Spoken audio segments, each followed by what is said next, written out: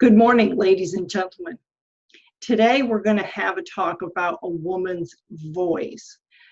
We talk about a woman's voice at Nurturing Big Ideas a lot because I'm a firm believer that a woman's voice is very powerful if she learns how to use it. So, how powerful is your voice? How powerful could it be if you worked with someone who could teach you how to raise it up? Today, on Nurturing Big Ideas today, my smart conversation is with Margo Lovett. Margo, welcome to the show. Hi. I'm so excited to bring you here. You are a consummate podcaster, let's say. You are a program director at Her Biz, Her Voice, Her Conversation. So her business, her voice, her conversation. How amazing. When I saw that, Margo, I thought, this woman should live next door to me so we could have coffee every day. I just really believe in that. Tell us a little bit about that podcast. By the way, ladies and gentlemen, I was honored to be a guest on that podcast recently, and I will share that with you soon. But Margo, her voice, her business, her conversation, this is so important today because so many women want to be in business. Don't you agree? I agree. And first of all, thank you, Yvonne, for this opportunity, because women, we have to keep this conversation going about our voice, what we're doing, how we do what we do. We have to keep that conversation going. So when we talk about her voice, what came to me was that all of us have a story, and it's best that we tell our story versus someone else. So what it looks like to succeed in business and reinvent oneself, it takes on its own life when I tell my story. And when you tell your story, then it's just bombastic. It's just life, and it's just awesome, and it helps people. So her voice is the first thing that has to happen, that has to come out. You have to tell your story. And when women come onto the show, even a few men, I want them to tell their story. Be comfortable enough to tell us, why is it you are as fabulous as you are? You had the guts and gumption to reinvent yourself. Where did all this come from? That's your voice. Don't hide from it. My strategist always said, own your story. And I grew up to take that, own it, the good, the bad, and you'll never go wrong. You'll never have to embellish anything. Wow, that is amazing, because the story, we talk about story a lot. I think many women especially misunderstand what we mean by story or your story. And so they're too busy talking about their college education or how important their kids are, because our kids are a reflection of ourselves. And I kind of, like you, I kind of try and lead them back and say, no, I want to hear about your authentic self. On your podcast, I saw recently where you talk about juicy, transparent conversation. And that's where the story comes in, where, yes, when I see your about page, it should say, I am this. I did not she. Mm-hmm. Mm-hmm. Do you feel that way when you get to a site where it's always about she, and I'm like, who is she? You know what, Yvonne? I think that some women have invested so much into getting their doctorate, and I'm not bashing any of that. Kudos to everyone who has. Yeah. But we've invested so much into getting our doctorates, our doing, until we think that that's who we are, and that's who we present first and foremost. And as proud as I am, and as much as I love podcasting, I know that I am a reinvented woman before the podcast. I am a reinvented woman before the books. I am a reinvented woman that went through heaven and hell to get where I am, and I don't mind telling other women how I did it and survived and came out on the other side, and to love what I do. So that's why we have to tell our stories. That's always our voice. It is. And tell us about your books, because I encourage women to write books. We need to see books written by other women who have experiences to share with their authentic self so that I can say, I relate to that. Whereas we have these wonderful, I am not knocking them, business books written by men that, and they've done wonderful, tremendous things, but it's so different when you're a woman. Tell us about your books. Well, that's what my strategist, when I started the podcast, we were 6 months in, and he said, okay, you're doing great. Everybody knows about the show, but who knows who you are? You have to write a book. Tell people the story. And then to really make the whole book spicy and juicy, I brought on some other people who were on the show, some of my guests who have remarkable stories. They held nothing back, from poverty to having served prison sentences. This wasn't a jail sentence, a prison sentence. Broke up her family and everything. So these are the kind of people that I like to have on. And it made me feel better about telling my story of I'm 65 years old, and I was born 3 months early. So, back in the day, and those days, that was a death sentence. You either lived or you died. And if you were to live, then you probably had some type of disability. I had to come away from all of that. Well, I'm here today. I lived, I survived. But you know what, Yvonne, I had to come away from that thing of, I'm not enough. I can't learn. My sister, she has to help me with everything. And I'm not. Oh my God, the very first chapter in my book is talking about being at the chalkboard. I couldn't understand too many things, I thought, unless my sister was standing at the chalkboard with me.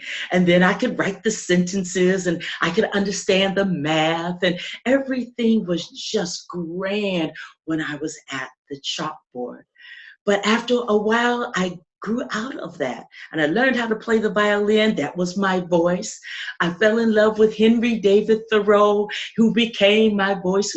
These things stood at the chalkboard with me, and I went to corporate and definitely had to stand at the chalkboard by myself there, But the book just talks about how you come away from feeling like actually less than enough to become a pretty good violinist in junior high school, first chair, second chair, very competitive, and to move into journalism, to write for the school newspaper and write different articles for different newspapers around in my town, and to move out to California away from, my daughter and my family, to make a better life for ourselves. And how in the meantime, I fell in love with this thing of broadcasting and podcasting, and it has been a hobby. Now it is my business, and that's everything else falls into place. That's a long journey, all encapsulated in this little.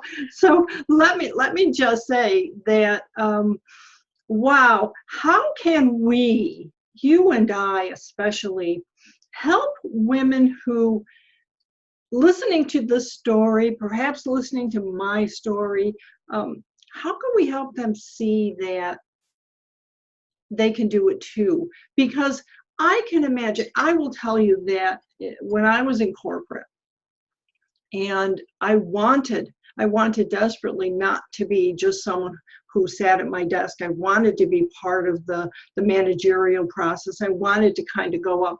But Margo, I was scared to death of speaking in front of a crowd, so I never achieved that. I never did it because I didn't think I could. And so I'm thinking of all the other women who are in the same boat. It isn't necessarily about public speaking. It's about starting the business. It's about saying, if I start a business, what do I do now? How do I do it? I'm afraid. And so you were so strong, and you were so something inside of you. How do we bring those things out so other women can say, okay, it's one step at a time, and I think I can do it? You know what, Yvonne, that's a good question. And I know that it's different for everybody. And that thing of fear is dominant. Everybody has to find their voice to walk past that. But I just really believe that when we encourage each other, we let each other know that there's enough people in the world to listen to your podcast and listen to my podcast. We don't have to have this cut her down at the knees rivalry. Let's join together. I'm going to introduce you to everybody that I know because you are fabulous. I am going to encourage you on every hand. I'm going to ask for some collaboration so that this fabulousness can join together and explode and really encourage other women. So I think that it's all in being secure enough to say, I see you, I love what I see, and if you don't see it, I'm going to keep talking about it until you see it. You're going to be fearful. You may say, oh God, who's going to want to do this with me? Trust me, somebody's waiting for you. There's a bunch of people waiting. There is. There really is. That is the answer. You know, all this time I've been wondering, what can I do? How can I help the women that I know are out there wanting to do this? And I think they can find a partner. They can find another woman who's a little farther ahead, or maybe even, I mean, I'm always here to encourage and work with and collaborate and make sure you see that you are a powerful voice. That's what we do. You do it also, and you do it so well. And I think sharing the stories, I think being that juicy, authentic, transparent thing that you talk about, and I love the word juicy, by the way, because we can say that it doesn't mean salacious. It means that you're giving of yourself. Yes. Your actually soul. Spilling out. I mean, juicy, when you think of juicy, it's something that's over. Yeah. And that makes all the difference. It's not just surface. Can I tell a quick story? Yes. After 26 years, I left corporate. I quit. I quit because of a harassment incident, and I went to HR twice, and it just was not handled. So when I wrote my book, I wanted to write about that, but I was still healing from all of that. That was a lot, you know. So I didn't even skirt around it. I just kind of, I went into other directions.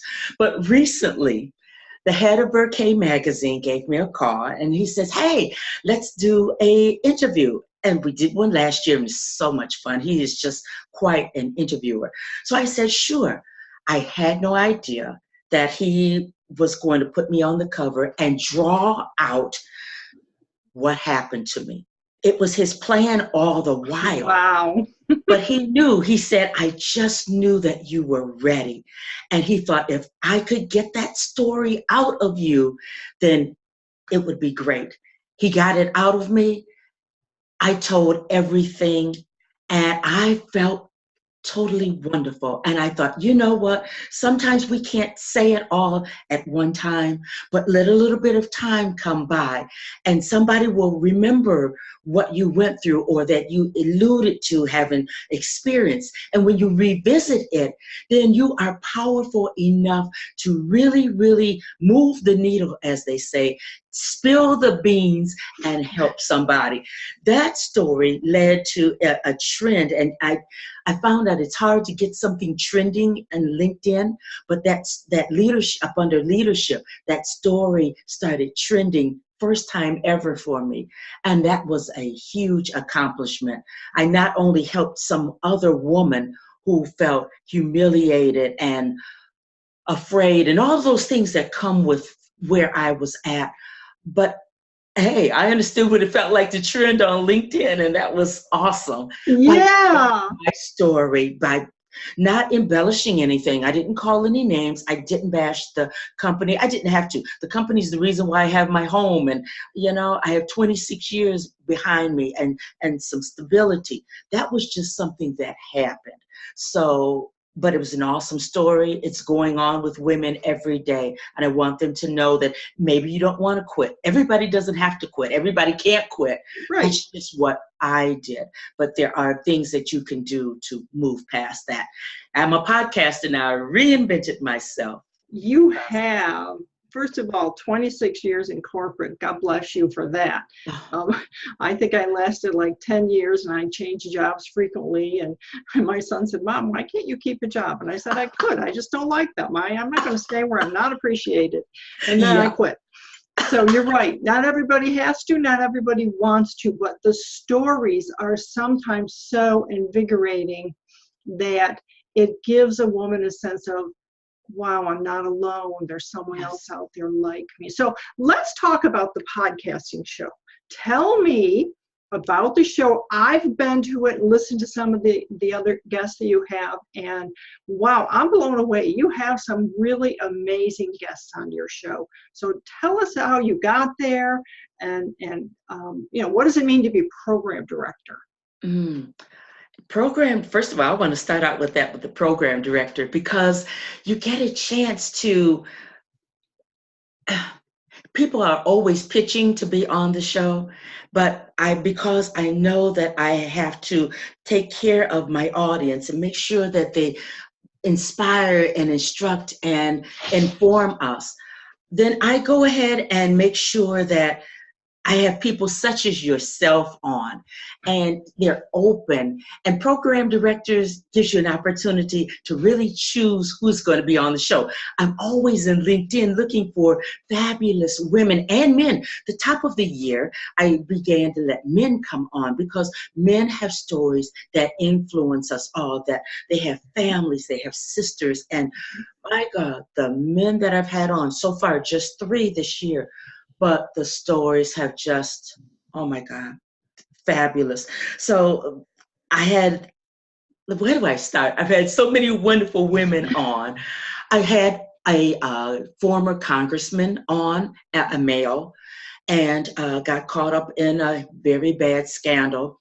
Actually had to resign, did some time in a federal penitentiary. He came on, talked about his book. He just was very transparent. He held nothing back. I was shocked. I thought he'd come on and he'd try to dress everything up, but he revealed everything in his book, and he was just very warm and open. And it let me know and let the audience know that you can be a senator, you can be a congressman, and you still end up having to reinvent yourself. Things will happen. Do you have the courage to go ahead and be transparent enough to say, I made a big mistake. There were things that happened to me, but I made a big mistake. Are you able to own what happened and then move from that place? And the gentleman, that show just exploded. Another show was Lee James, a woman who came from foster care, I think it was she's a bronze medalist in wrestling, and I forget what year. Yes, but her story just made me cry, and it made me cheer, because she came from foster care, a family that was just totally broken to pieces, but it reconciled itself. And she went on to represent us in the Olympics, and I think she was a captain in the Army. You talking about connecting the dots. Oh my God. Female wrestler, has her clothing line, because there's certain things that female wrestlers have to wear so that the costume, I shouldn't say costume, I'm not sure what it's called, won't ride up, so that you're comfortable and you're not exposed, and you can wrestle. You can do what you're competing to do. So I understand she's training and getting ready for the next Olympics. And it's people like that I've had a chance to speak with. The first African-American flight attendant for Delta, she was on the show. She's in my book. You're talking about a go-getter. She talked about how they land in some of these cities at night, and the stewardesses, they had to lay over because they would fly out, but the main hotels often told her, go to the back, down the alley. She trotting down the alley Oh. in the dark, and there's a room back there. But she said, we all learned how to barricade ourselves in. We communicated with each other so that when you land in a certain city, you know the format, the landscaping, what to expect in that city, where you should stay. Oh, riveting. Oh my God. She lives in Chicago, Illinois now. You talking about jazzy. She got her credentials in interior design in Milan. She is just fabulous. And these women came on, men and women came on, told their story, and they opened up the world to women, because we're all not the same, and our stories definitely are not the same. And I always tell people, maybe you won't hear my story, but you will hear someone else's story. So I'm always looking for those folks that are able to come on and be transparent, and you want to give, such as yourself, Yvonne, such a giver. Oh. And the communication was just so authentic when we spoke. And we didn't even have a face-to-face. We were just speaking. Yep. The energy and the synergy was there. I knew we were going to have a good conversation. I knew it. You are such a champion for women. I'm taking over the conversation. That's sorry. All right. You are supposed to. You are supposed to. But here's the thing. There is so much similarities in the sense of women who too often feel invisible because they were taught to be invisible. And younger women today, they don't know that. Mm-hmm. They at least my daughters were taught to be out there, and my daughter Chloe tells me, Mom, you taught me I could do anything I wanted, and so she did. My other daughter's a PhD. She had 2 small children at home, and she went and got her PhD. And it's like, I'm so proud of that. But when I talk about this invisibility thing that I had, that we were taught, and they understand, but they don't, because they can't, right? And yet there's a whole group of women our age who understand what that is. Yes. And that's why I think your podcast is so important. When I see the lineup of women that you have, when I was listening to those stories, I thought, these are the kinds of stories women need to hear. Yes. And podcasting, by the way, it's gotten popular again. 15 years ago, when I started working on the web, podcasting was still brand new, and a few people did it, but it never went anywhere. And suddenly, in the last 3 or 4 years, it's really come into its own. And so, do you feel when you're doing your podcast, I guess this is not so much do you feel, why did you go to podcasting and not something else? Because of the voice, the opportunity to tell my story. And I knew that there's a whole army of women still in corporate, and sooner or later, they're going to have to reinvent themselves. You're going to decide, I'm going to write that book. I'm going to become a podcaster. I am going to launch my business. And I wanted to have a place, a mecca, someplace where they could come, hear the stories of others, understand that my book is not foo-foo. I collaborated with 12 other women, and we told our story and taking over the world. Nothing that I do is foo-foo. It's all authentic, and it's set to help somebody along the way. One day or another, you're going to run up on her business, her voice, her conversation, and it's going to be there for you. The connections will be there. Everybody doesn't, I don't have the capability to help everybody launch and plan and launch their podcast, but maybe someone that you know can help them. I want this to be not only a place where they can tell their truth, but a place where they can get a mentor, a coach, a strategist, because everywhere I go, I toot the horn of the mentor, the coach, the strategist. You can't do this alone. It's like corporate. It's just not set up for you to navigate that way. It's just not. It's going to be a hard, long, frustrating road. So I haven't been in podcasting for 15 years, but I did it for 10 years as a hobby while I worked. And after I came out, it was like, this is the thing to do. Take a year to heal yourself, and stop going from game shows to game show, and really start, take another look at this thing of podcasting. It's your love. This is what I'm telling myself. You have a business plan up on the shelf. Take it down. Take a look at it. Let's do this. And I went to Atlanta, Georgia, and hired a coach. Heard him speak, someone who's doing exactly what I wanted to do. Went home, came home. We spoke a couple of months, and I thought, because it's a pricey investment. For me, it was, because I was all in. It's not a pricey investment for everybody, but that's the route that I took. A couple months down the road, we got started. 2 years later, Here you are. And I'm working out what he instilled in me. A big thing you said, heal yourself first.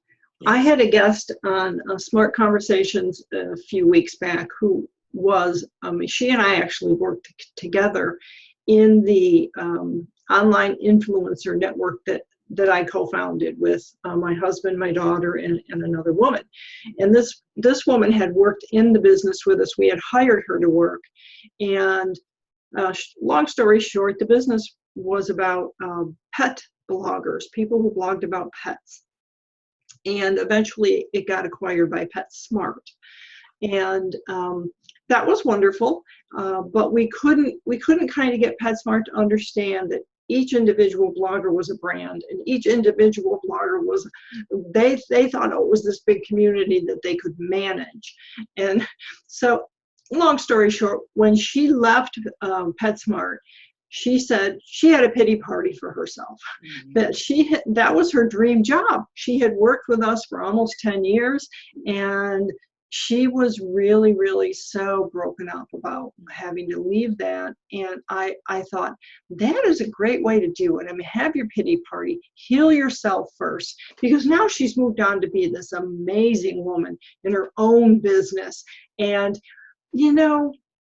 Margo, I think you said it earlier in a different way, but take those experiences, learn from them. There's so much you can pull out of what you've done in the last 10, 20 years and help build the new reinvented you. Yes, I totally agree. Don't shy away from it. Don't hide it. First of all, definitely don't hide where you've been and what's happened to you.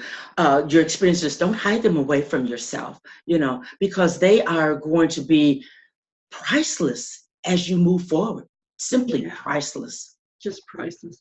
Well, we've come to the end of our time. I think that we could go on and on because it's such an important topic. Her voice, her business, her voice, her conversation. Margo Lovett. This is Nurturing Big Ideas Today, Smart Conversations with Yvonne DiVita and my special guest, Margo. You know that I will put all the relevant information on how to contact Margo, how to get to her podcast, all of those amazing things you need to know in the blog post. And Margo, I can't wait to have you on again in a few months and revisit, see where we are, see what our voices are doing, and what we might do together. Yes, I so want to do that, and I believe that we will. From the first conversation, I felt a connection.